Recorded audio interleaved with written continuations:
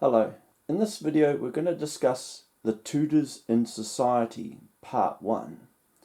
Firstly, we're going to describe what they were like in the medieval days, and then in later videos we'll talk about the Freemasons and the Tudors' influence on society today.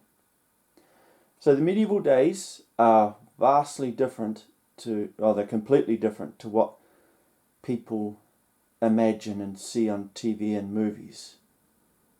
So we'll take a closer look at it and the society and how things ran. So the Tudors are a group of people influenced directly by Satan, Baal, Ashura, Dominionatius, Allah, and Balangong. So these people were angels in heaven from batches, and they tried to kill God with a knife and wound up cast out.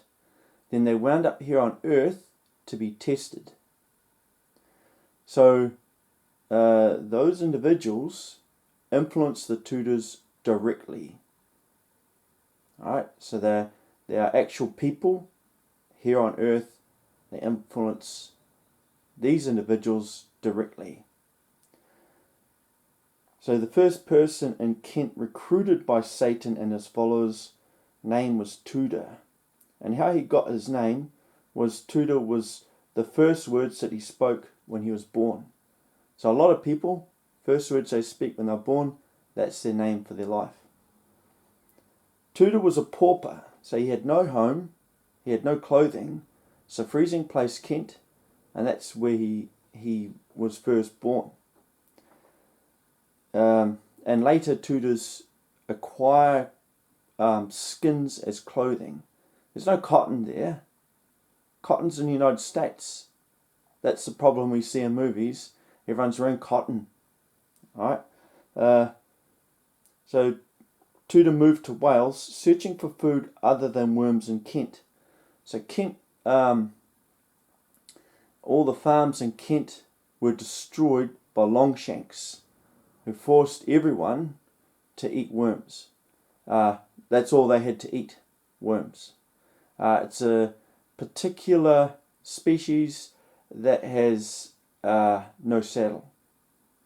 That's what knights had to use, had to eat about 12 a day, quite large ones, like over a foot long. Pretty terrible.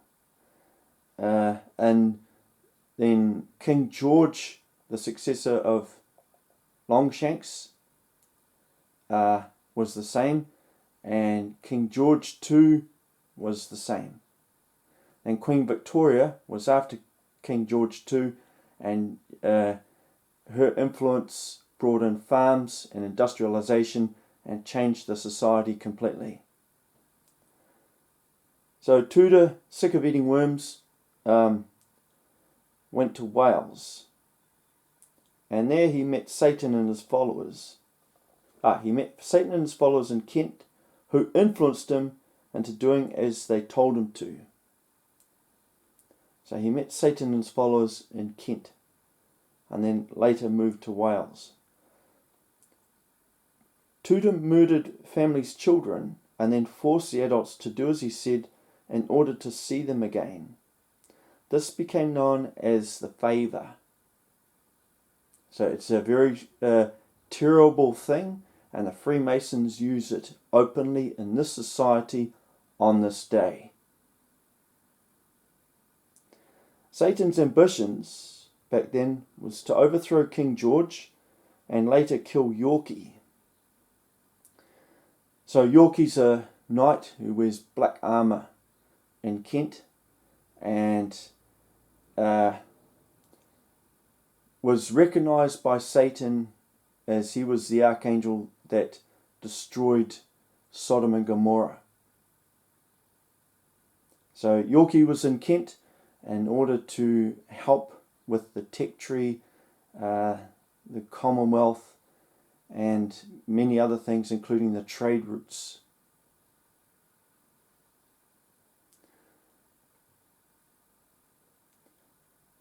So Tudor amassed armies of naked paupers to fight Kent. Later they became armed through favour bestowed upon them by kidnapping a blacksmith's children. The blacksmith in particular, he made broadswords with a curved tip, and that's how you know that blacksmith made those weapons, because of the Tudors.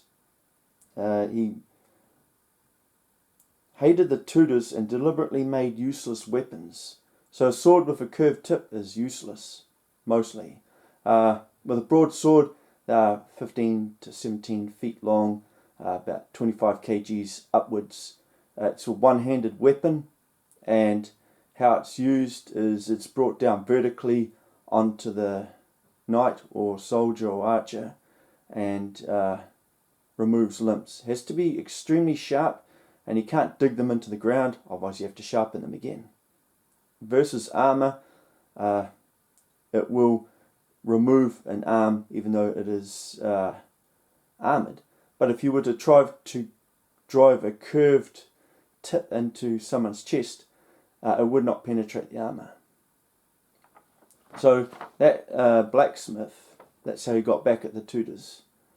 And those weapons still exist in museums on this day. Bastard was sent to Earth to protect the Welsh people. Otherwise they would have all got wiped out. He's the Archangel Daniel from heaven. Bastard killed Tudors and Pulfords in order to protect Wales and Kent.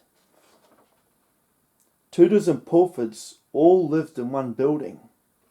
They slept often standing up because they're all crowded in one room, and were always naked and covered in fecal matter, their own and other people's. Tudors, even today, always talk down to people and act impolitely.